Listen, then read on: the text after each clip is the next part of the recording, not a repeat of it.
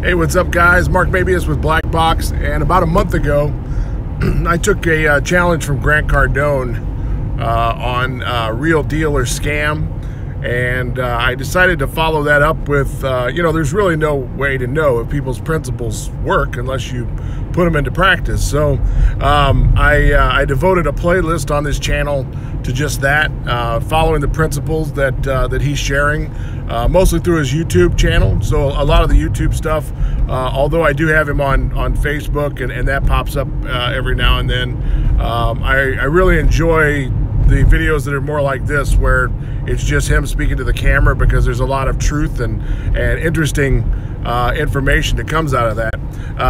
And one of those things is, where you get your advice from. And a couple of those things, I heard that before. Obviously, it's something you have to be careful about who you listen to. But then, I thought back over the past couple of years, and I realized, some people, even if they're family members, I had one family member who I know cares about me and cares about our family, give me terrible financial advice. And I was young, so, of course I took it. And of course, what came with that was, what you'd expect from bad advice. You get bad results.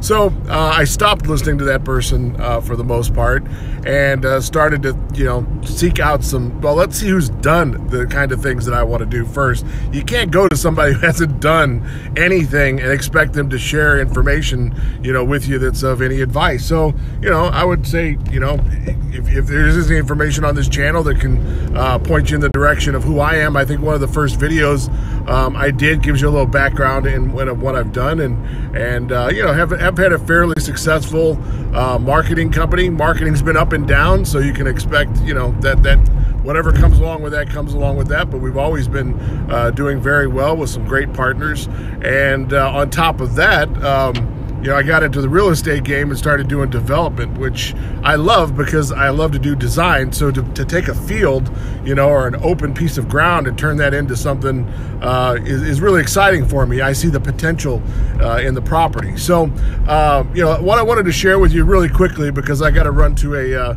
a board meeting this morning. I divide part of my time up with our not-for-profit organization that helps homeless kids. And if you'd like to be a part of that, since it is the end of the year, you might be looking for a place to make some donations. You can go to Safe Kids Mo, like MO, like the state of Missouri, safekidsmo.com, and take a look at there. If you see something there that makes you think, wow, I'd really like to be a part of that, then donate. And help these kids out. Every dollar goes to helping our kids in need.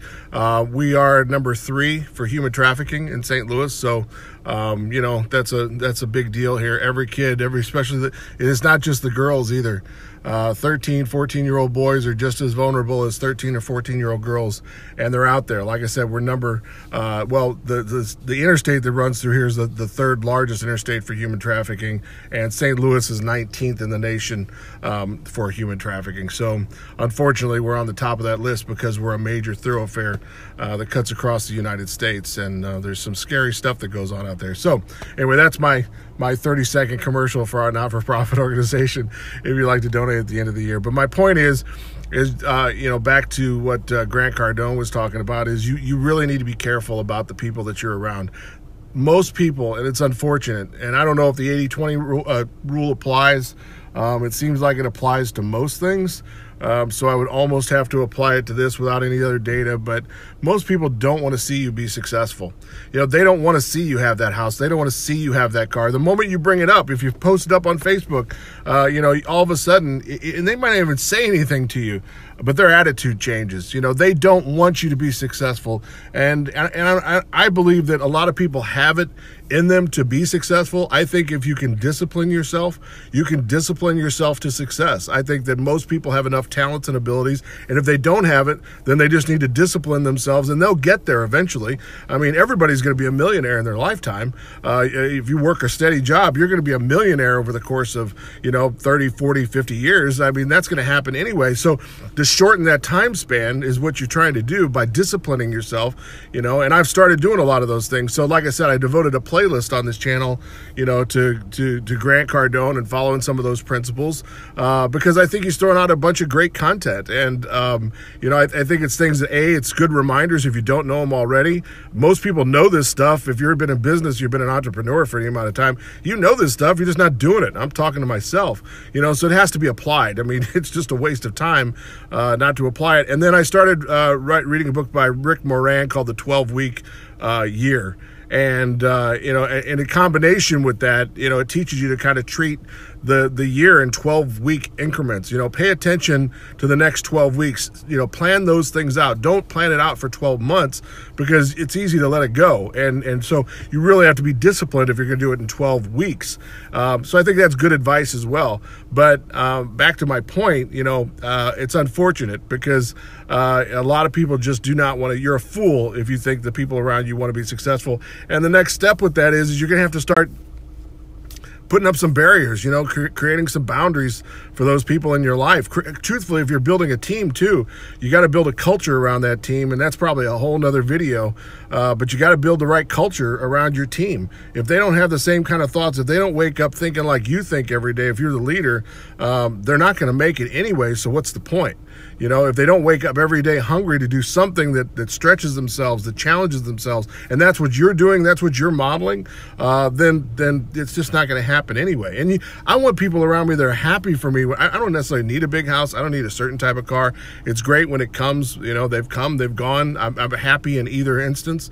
You know, that's not the point. The point is that when you do get something like that, you want the people around you to go, man, that's great for you. And it took me personally a long time to get to that point as well. So I've been one of those people where the person next to me gets super successful and I get negative, you know, and that's just stupid. I should be excited for their success. If they did it honestly and they did it with hard work and integrity and they disciplined themselves, then I should be super excited for that person. If they didn't, then I think I'd be a little concerned about them. And, you know, that's happened as well.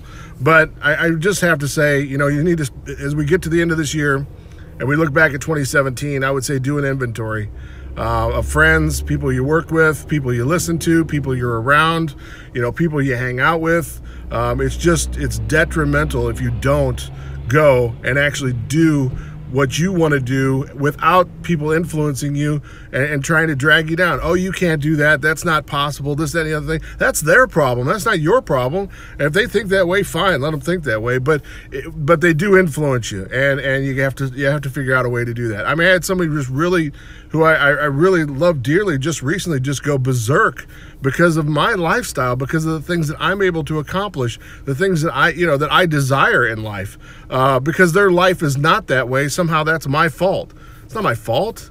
You know, and it's just unfortunate because they self-sabotage so often in that situation. And, you know, it's hard to watch people just implode. And like I said, if it really is an 80-20 rule, then that means 8 out of 10 people that you deal with on a regular basis that are probably in your inner circle are not going to make it. And you're going to have to at some point decide, hey, you know, these are the people I'm going to invest time into. These are the people that I'm going to really pour into and take my time and energize myself with. And these other people, if they're not going to make it, they're not going to make it anyway. They'll prove it to you if they want to step up. Their attitude will change, even if they make mistakes. You know, I mean, I used to be really hard on people who failed. And now I'm like, well, you know, okay, you failed. If you come back with the right attitude and you try again, you know, I'm going to give you the opportunity to try a couple of times. But then once I see a pattern and it doesn't look like it's changing, you know, there's not much more I can do for you. So just over the next, you know, couple of days, weeks, whatever, as we get towards the end of the year, do an inventory of the people in your life because it really does make a difference. It's going to change your thought processes. People tell you can't do this, you can't do that.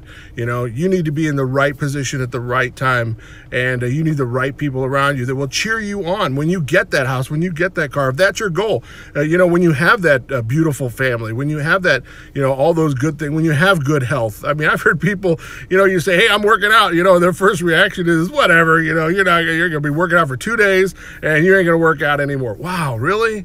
You know, really? I mean, you know, hey, you may not make it beyond 2 days. That might be the truth, but you know, you can at least encourage people and be happy for their success. Hey, if you made it a week or a month or whatever, and you hadn't done it all year, more power to you. I know how difficult it is to work out. So, hey, have a blessed week, have an awesome week, but do a review of that for the next couple days. Check out 2017 and figure out who's going into the future with you, because you need people there to support you. All right, see ya.